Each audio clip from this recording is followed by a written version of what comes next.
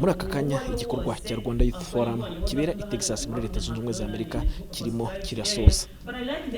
Urubyiruko rwagize umwanya wo kugira ibiganiro byo mu matsinda, none kuri uyu munsi wo gusoza rukaba rwatanze imwe mu myanzuro rwifuza ko yazitabwaho. Imwe muri iyo myanzuro ni uko urwo rubyiruko rwiyemeje kurushaho kugira uruhare mu iterambere ry'igihugu kandi guhera none. Ikindi urubyiruko ruvuga ko rwiyemeje ni uko rugiye kurushaho kumenyekanisha amateka y'u Rwanda hirya no hino ku isi aho ruri. Ibyo rukavuga ko ruzabikora binyuze haba mu gukora filime ndetse no kwerekana no kwandika ibitabo, kuko ari uburyo nabo bamwe mu bashaka kugoreka amateka y'u Rwanda bifashisha.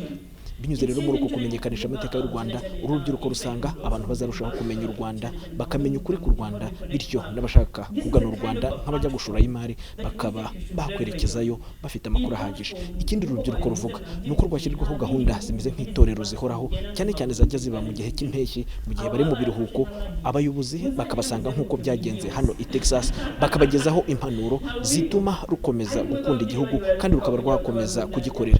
Ikindi urubyiruko runavuga ni uko rwiteguye kuba rwajya mu amashyirahamwe aruhuza mu bice by'imirimo rurimo, cyangwa se aruhuza nk'abize ubuganga bakaba bakwishyira mu ishyirahamwe rimwe ariko rikorera hanze y'u Rwanda baririmo, ariko bagafatanya mu bikorwa bigamije kurushaho gutanga umusanzu mu iterambere ry'u Rwanda.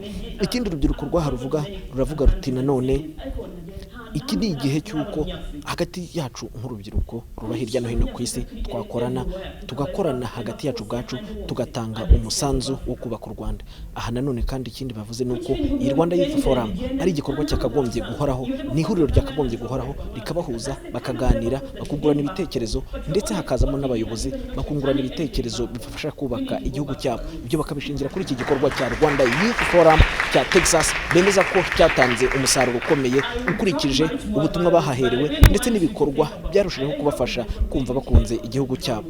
Nyuma rero y'imyanzuro urwo rubyiruko rwatanze, hakaba hajeho ibiganiro byatanzwe n'abayobozi batandukanye baturutse i Kigali. Aha twavugamo Minisitiri w'Umuco na Siporo Uwacu Julienne, umuyobozi w'ikigo cy'igihugu cy'imiyoborere aricyo RGB Professeur Anastase Shyaka, tukavugamo Nsengiyumva Albert, umunyamabanga wa Leta ushinzwe amashuri y'imyuga ndetse n'ubumenyingiro, hakazamo umunyamabanga uhoraho muri Minisiteri y'Urubyiruko n'Ikoranabuhanga.